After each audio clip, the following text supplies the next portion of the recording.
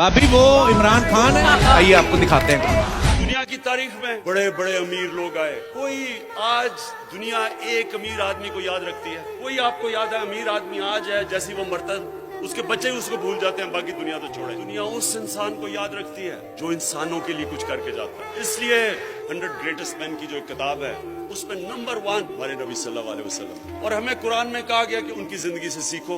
तो उनकी जिंदगी क्या थी? अगर आपने बड़ा इंसान बनना है तो उनकी जिंदगी को बार बार पढ़ो, समझो वो क्या है, क्या चीज थी उनमें, क्या क्या क्वालिटीज थी कि उन्होंने दुनिया की तारीख ही बदल के रख दी। अल्लाह ने उनको अपना हबीब का, उन्होंने कहा उनकी जिंदगी से सीखो। हम जब बड़े थे हमारे और रोल मॉडल्स थे, मेरे क्रिकेट के रोल मॉडल्स थे, और रास्ते में रोल मॉडल्स बनते आए, पॉप स्टार्स थे वगैरह वगैरह। अभी भी लोग जो बिजनेस में होते हैं वो बिल गेट्स को रोल मॉडल बना लेते हैं, या और स्टीव जॉब्स वगैरह वगैरह। लेकिन ये याद रखें कि ये कोई भी उनके पैर की मिट्टी के भी बराबर नहीं पहुंच सकता है। अब ये याद रखें कि उनकी जो जिंदगी है वो दुनिया, वो तारीख का हिस्सा है, हिस्ट्री का हिस्सा है। हमें पता है वो कब पैदा हुए, कब उन्हें हिजरत की, कब इस दुनिया से पर्दा किया, एक एक डेट पता है हमें। अब मैं आपको उन डेट से बता रहा हूँ। मैं क्यों कहता हूँ कि कोई उनका मुकाबला नहीं कर सकता। 625 में जंग बदर होती है, मुसलमान सिर्फ 313 लड़ने वाले, उनमें से सबके पास तलवारें भी नहीं थी। और 636 11 साल के बाद वही मदीना के रियासत के मुसलमान जो उस वक्त की सुपर पावर थी रोमन एम्पायर, सिर्फ 11 साल के बाद बदर के,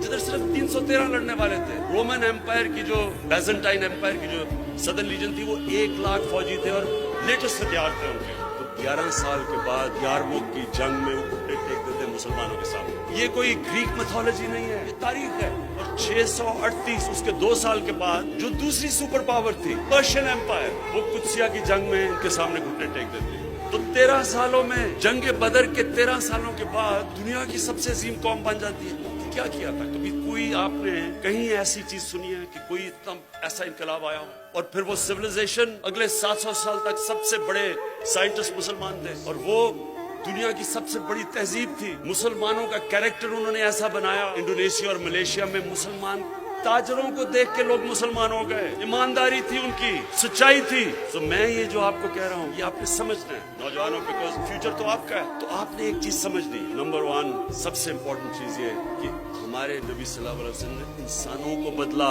और कुरान की आयत है कि मैं कभी किसी कौम की हालत नहीं बदलता जब तक वो कौम खुद अपनी हालत बदलने की कोशिश ना करे। यानी कि अगर हमने नया पाकिस्तान बनाना है तो हुकूमत एक तरफ कोशिश करेगी और कौम दूसरी तरफ कोशिश करेगी, मिलके नया पाकिस्तान बनेगा। हमने उनकी जिंदगी से क्या सीखा? मदीना की रियासत, पहले दिन मदीना की रियासत नहीं बन गई, पहले दिन से जद्दोजहद शुरू हुई, आहिस्ता आहिस्ता चेंज लेके आए। पहले दिन वो चेंज नहीं था। जो तब्दीली होती है आहिस्ता आहिस्ता आती है, इंसान बदलते हैं, माइंडसेट बदलता है। वो भी लोग, मदीना के लोग, वो भी उन्होंने अपना कैरेक्टर बदला। अजीम कौम बनता है, कोई आके एक स्विच ऑन नहीं हो जाता कि एकदम तब्दीली आ जाती है। सीनों में पहले तब्दीली आती है, फिर जमीन पे तब्दीली।